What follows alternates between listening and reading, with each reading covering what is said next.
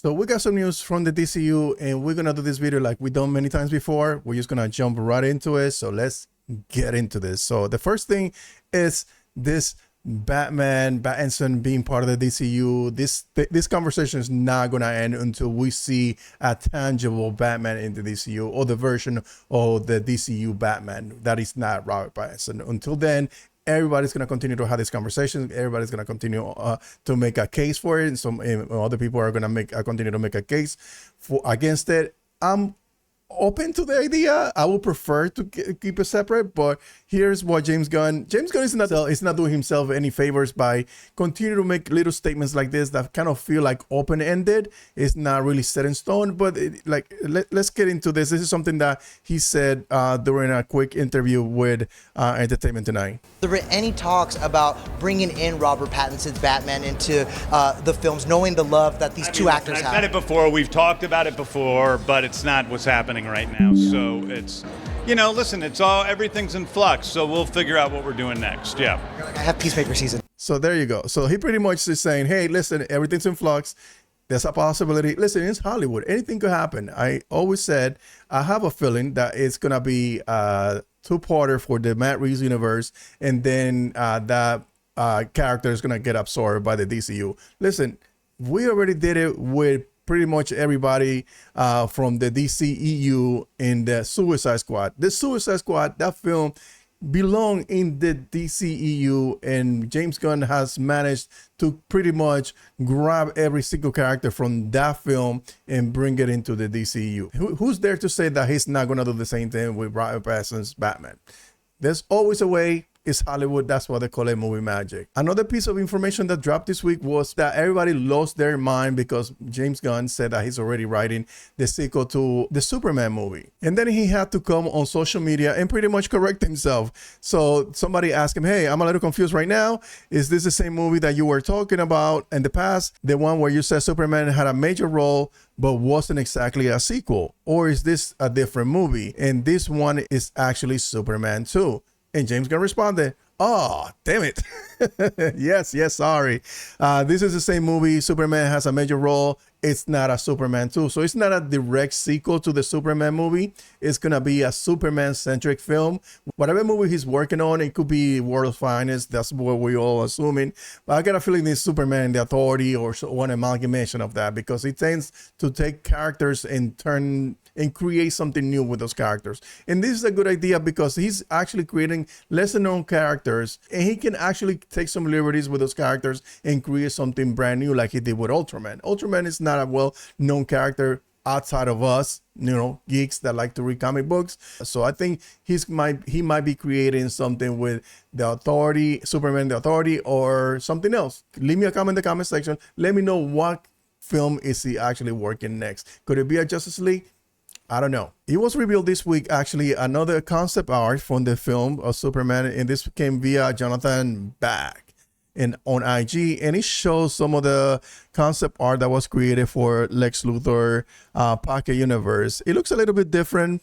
Well, there's more lighting in this one, because the one that we've seen in the film is a little bit darker, and it has those little square. Like when I see all those squares, all I'm thinking about is that Ultraman.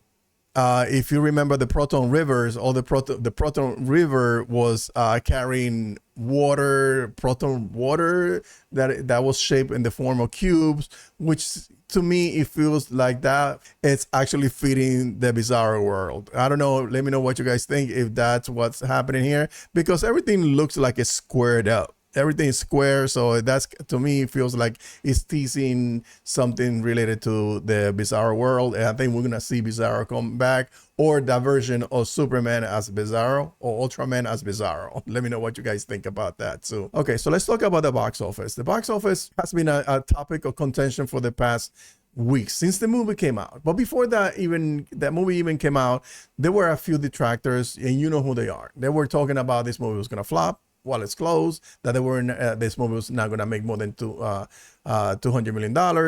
And they made every case possible to hurt this movie, whether it was making stupid comments about a clip making comments about the CGI, making comments about the way some of these people look.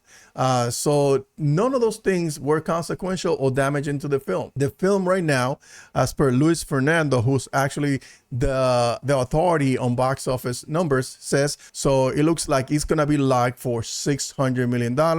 Eyeing $640 million to $700 million globally run, depending on how Fantastic Four affects its legs. And right now, and this is not a shout out of Fantastic Four. Fantastic Four just dropped 61%.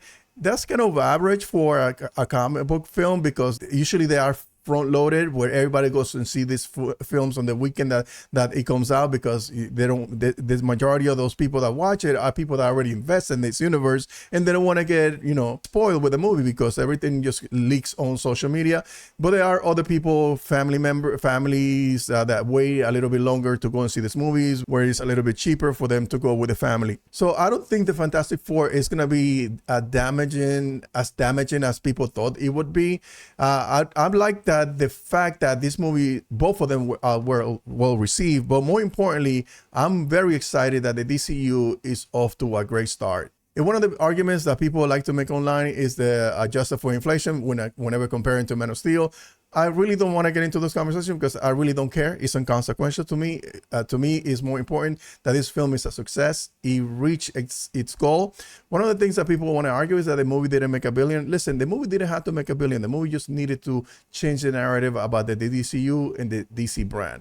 Right now, you have all these other items that are associated with the brand, whether are brand deals, VOD, and all those things. Those are revenue streams that are going to go directly to the Warner Brothers or DC Studios, and it's going to continue to generate money for the studio. And talking about box office return, the movie is already scheduled to come out on digital on Prime Video on August 15th.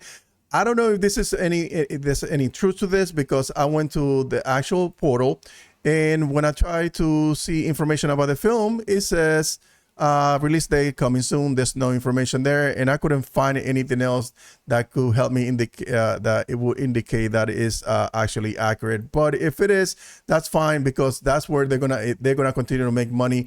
Like, if you already made about roughly $600 million, this movie is gonna make another $25 to $50 million on VOD. Plus, when it goes on syndication, it's also going to make money. So the brand itself is in a good place. So I think this investment is already paying off for Warner Brothers and DC Studios. Okay, so let's talk about a little bit about Marvel. I'm enjoying Marvel. Again, I always watch those movies, whether they're great or bad. I just love the escape stuff. And I think they're doing some quality work as of late. As far as the Thunderbolts, I wasn't too thrilled with the Captain America movie, but as far as the Thunderbolts and Fantastic Four, I thought they were peak Marvel films, and I hope that they continue that trend, because I really want to enjoy the DCU and I want to enjoy Marvel again. And today we got some news about the upcoming Spider-Man film. And actually, they kind of tease what the suit is gonna look like, and this is for the Spider-Man Brand New Day. I think that's the name of the film. But so they are kind of already alluding that it's gonna have some webbing on the outside, so sort of similar to what it looked like for the Andrew Garfield Spider-Man. Tobey Maguire is supposed to be the GOAT, but to me personally, my GOAT has always been Andrew Garfield. So I hope we're gonna get some behind the scenes very soon, so that way we get to see the suit. It's just exciting to see another Spider-Man movie being made, and we're gonna get some more stuff in a year from now, which is supposed to be released August next year. Well, so we got some more information also from the Hollywood Reporter, where it's reporting that Mark Ruffalo is returning as the Hulk for Spider-Man 4. So let's go over this a little bit. Spider-Man Brand New Day has found a smashing star to join Tom Holland on Sony Marvel movie sequel. Mark Ruffalo is returning to reprise the role of Bruce Banner, aka the Hulk, in the feature.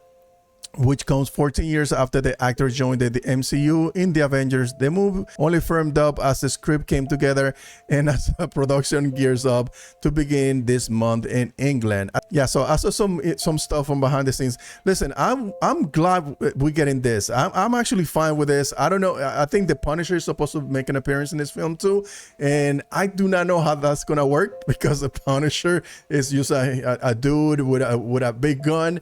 So I don't know, but he's a badass, so don't sleep on Frank Castle. So I don't know how's that gonna play out. According to some of the rumors, is that there's a villain and nobody knows if it's the Hulk or if it's Frank Castle, the villain of the film. There was also some information that the Scorpion is gonna play a big part in this film, and the same actor that was already teased on the previous Spider-Man movies, he's gonna come back to play Scorpion. Listen, I just hope that this version of Hulk is not Professor Hulk. I think everybody is in agreement with me. We're already tired of that Professor Hulk. We want Savage Hulk back in the MCU, and hopefully the director does right by this character. So guys, let me know what you guys think about today's video. Leave me a comment in the comment section below. Let me know your thoughts. Make sure to subscribe, share this content with everybody, and remember, never let your nerd die. Peace.